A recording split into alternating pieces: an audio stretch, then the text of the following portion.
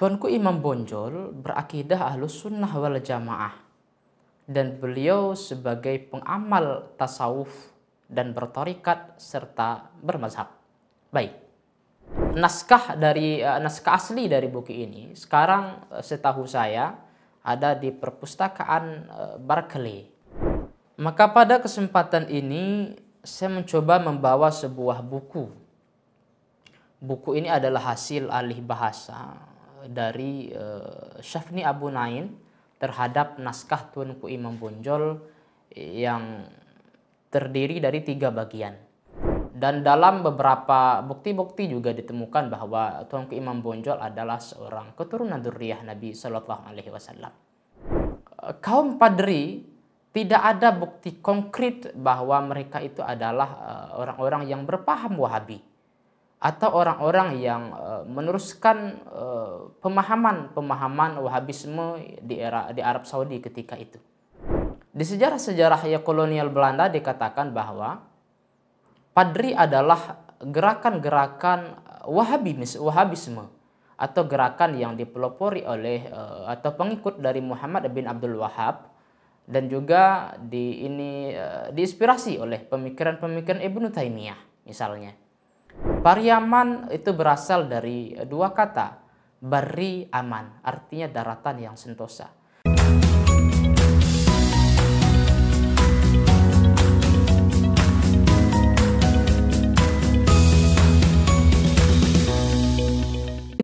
Dapatkan konten eksklusif Bincang Syariah di aplikasi Berkah. Download sekarang ya. Assalamualaikum warahmatullahi wabarakatuh. Baik, pada kesempatan ini kita berbincang-bincang atau berdiskusi tentang salah satu sosok pahlawan negara kita, seorang ulama besar, seorang pejuang. Beliau adalah Tuanku Imam Bonjol. Tetapi sebelum kita berbicara tentang Tuanku Imam Bonjol, kita perlu mengenal apa itu Minangkabau. Minangkabau adalah sebuah suku yang penduduknya tersebar di berbagai daerah, mulai dari Sumatera Barat atau Sumatera Tengah waktu itu, sampai Sumatera Utara, Aceh, sampai bahkan ke Malaysia, kemudian ke Riau, Pekanbaru, sampai ke Jambi, Palembang, dan sebagainya. Minangkabau sebelum masuk Islam itu dulu beragama Hindu dan atau Buddha. Nah, di dalam sejarah keagungan mazhab Imam Syafi'i karya Imam atau Syekh Kiai Haji Sirajuddin Abbas, beliau mengatakan bahwa Islam masuk ke Indonesia secara umum dan ke Minangkabau secara khusus itu sudah mulai pada awal abad pertama Hijriyah atau awal abad 600 Masehian lebih Masehi. Artinya, ini sesuai dengan pendapat yang dikemukakan oleh Buya Hamka bahwa abad ke-7 Islam sudah masuk ke Indonesia atau ke Nusantara waktu itu. Hal ini tentu berbeda dengan apa yang sudah ditemukan oleh atau yang dituliskan di dalam sejarah-sejarah kolonial Belanda. Dalam sejarah kolonial Belanda dikatakan bahwa Islam masuk ke Indonesia itu sekitar abad ke-13. Ini bertentangan dengan fakta yang sebenarnya. Di Minangkabau sendiri, sebelum Raja Alam Alif atau Raja Pagaruyung di Minangkabau masuk Islam, Islam sudah ada di daerah pesisir, khususnya di daerah Pariaman waktu itu. Maka di dalam bukunya Ayah Buya Hamka, dalam bukunya Ayahku itu mengatakan bahwa Pariaman itu berasal dari 2 kata, Barri aman, artinya daratan yang sentosa. Artinya jauh sebelum Islam berkembang ke daerah daratan Minangkabau, khususnya Luhak Tanah Datar, Luhak 50 Kota, dan Luhak Agam, di Pariaman dan sekitarnya sudah ada orang-orang, khususnya orang-orang Arab yang sudah bertempat tinggal di daerah itu. Nah, jauh sebelum itu juga sudah ada di Barus misalnya. Islam masuk ke situ dan itu ditandai dengan bukti-bukti yang konkret dan juga ditandai oleh sejarah-sejarah baik yang ditulis oleh Belanda, baik sejarah yang ditulis oleh kaum pribumi maupun sejarah yang ditulis oleh orang-orang Tiongkok waktu itu.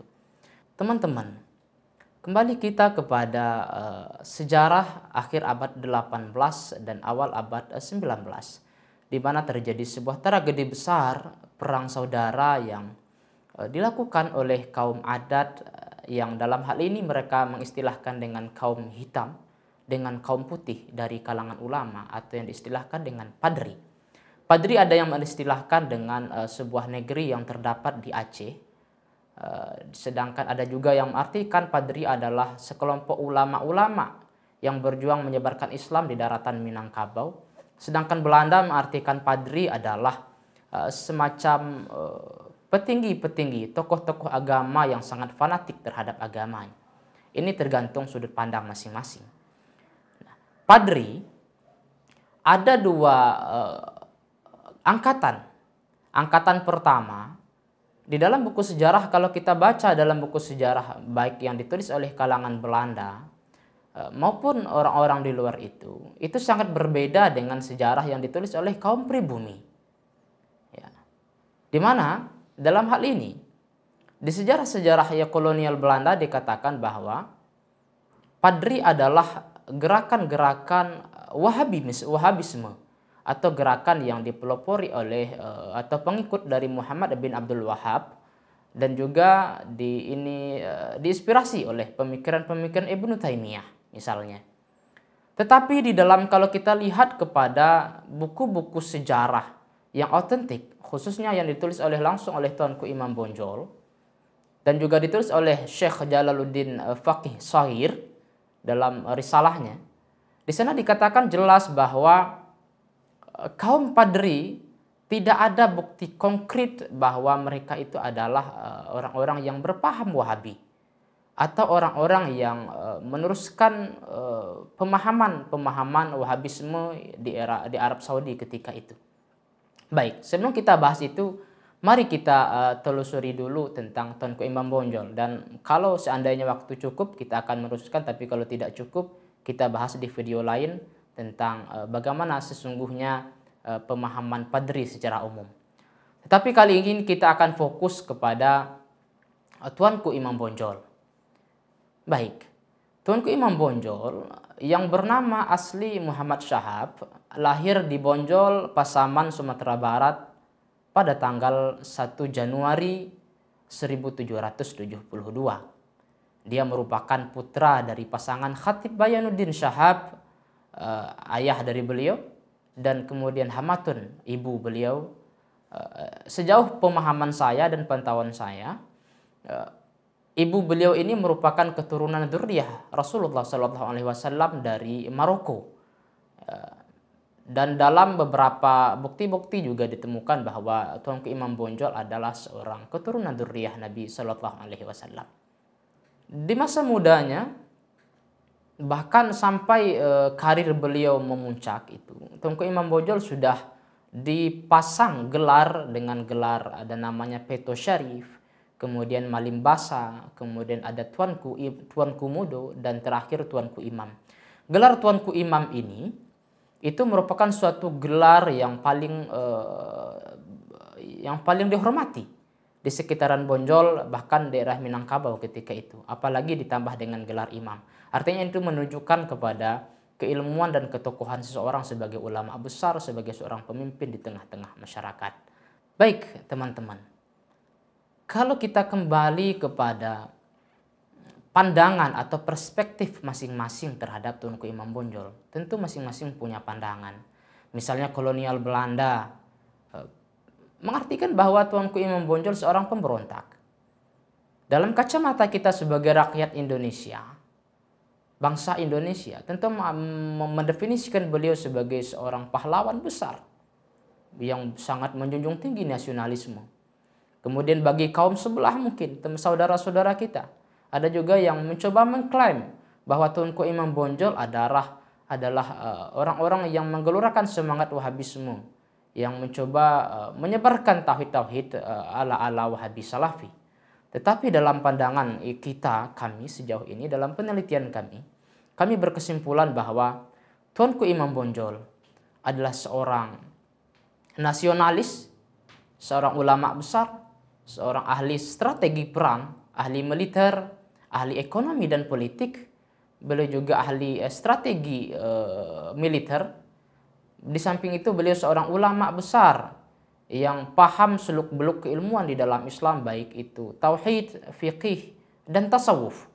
Sehingga kemudian setelah saya cari-cari, saya pada akhirnya sampai pada suatu kesimpulan bahwa Tuanku Imam Bonjol bukanlah orang yang berpaham dengan paham Wahabi Salafi, tetapi beliau berpaham dengan paham Ahlus Sunnah wal Jamaah yang bermazhabkan Imam Asy-Syafi'i, yang bertasawufkan kepada Al-Imam Al-Ghazali dan ke atasnya.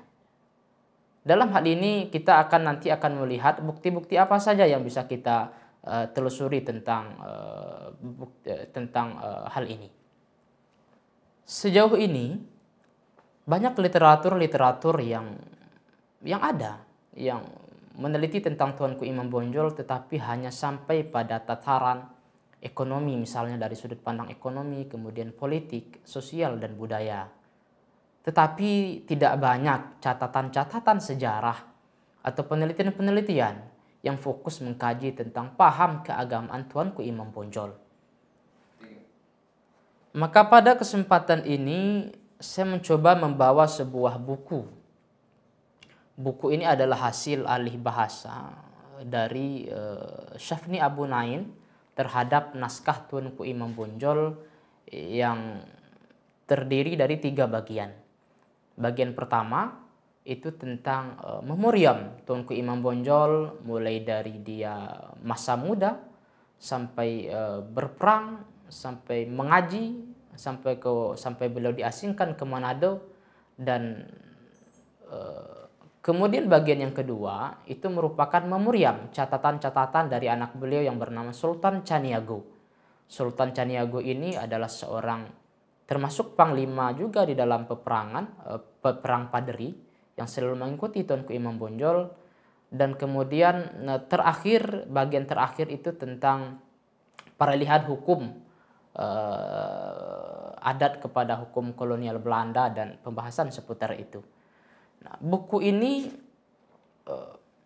naskah asli dari buku ini sekarang setahu saya ada di perpustakaan Berkeley.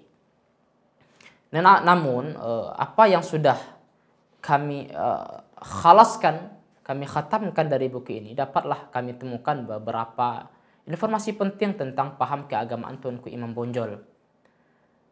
Walaupun buku ini dan naskah asli itu dijadikan sumber referensi bagi penelitian yang lain, tapi tidak banyak yang menjelaskan secara serius paham keagamaan Tuanku Imam Bonjol ini.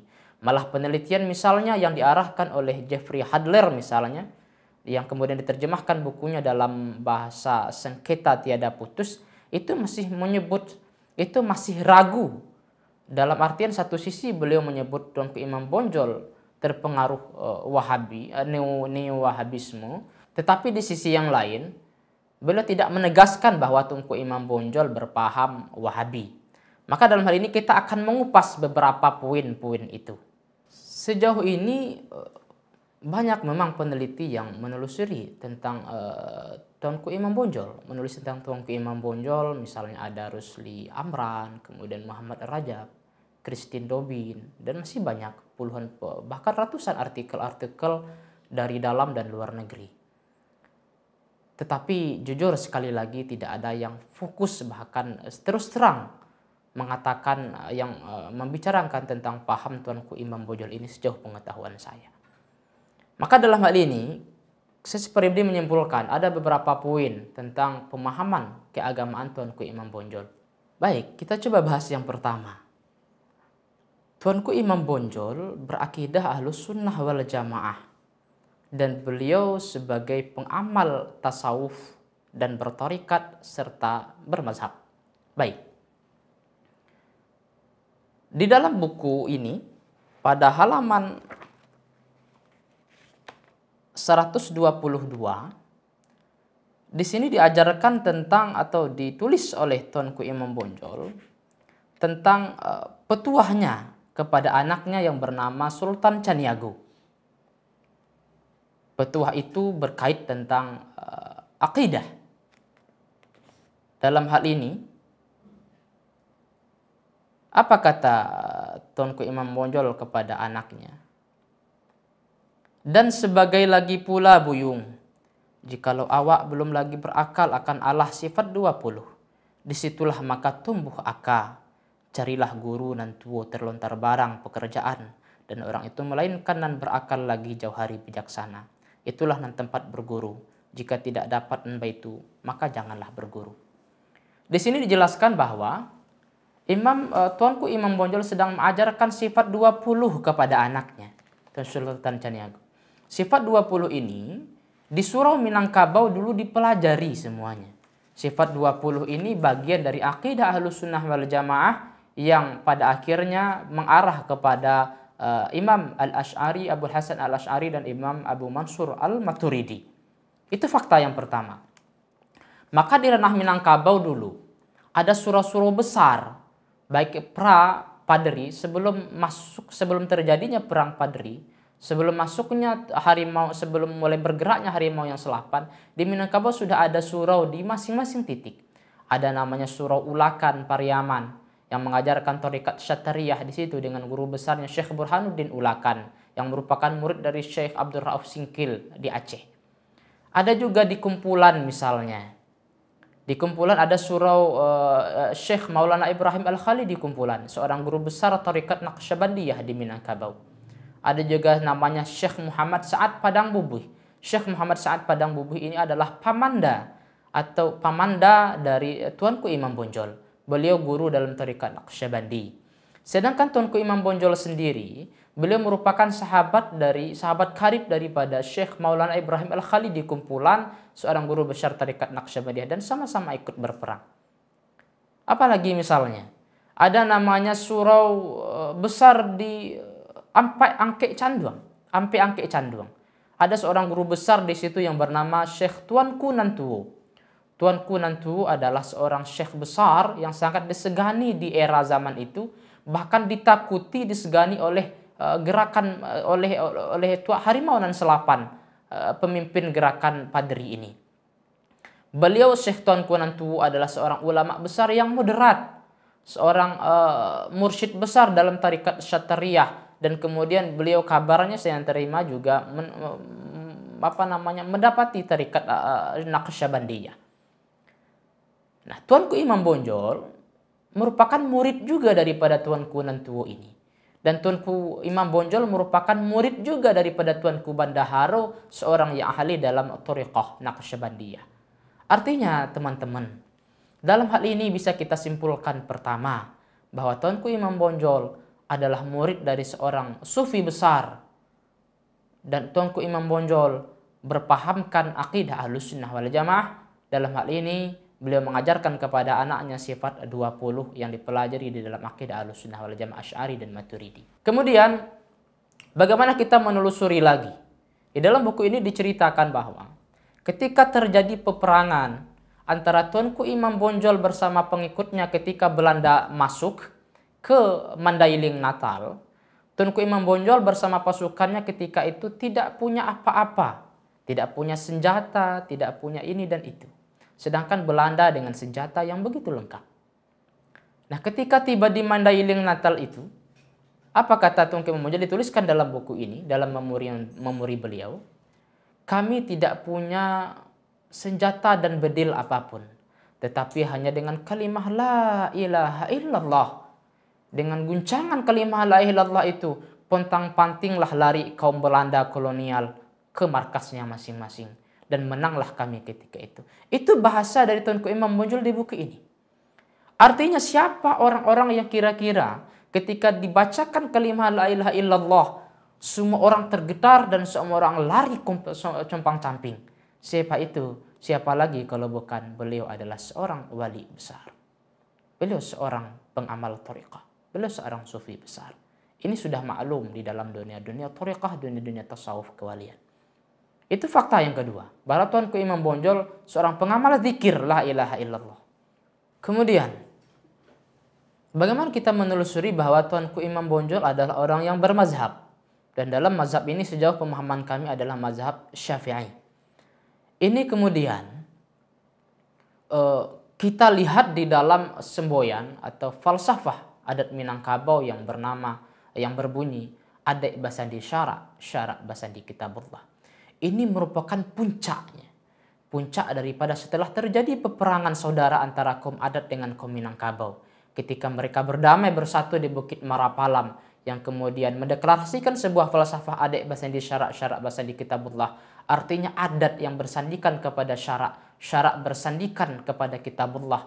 Kitabullah itu tidak dibahasakan dengan Al-Quran, tetapi maknanya lebih luas dari sekedar Al-Quran dan Sunnah. Maka syara dalam hal ini kemudian dikatakan oleh seorang ulama besar, Syekh Sulaiman Ar-Rasuli, seorang ulama besar Minangkabau, pendiri organisasi Persatuan Tarbiyah Islamiyah. Beliau juga seorang sufi tariqat dalam tariqah Naqsyabandiyah Khalidiyah.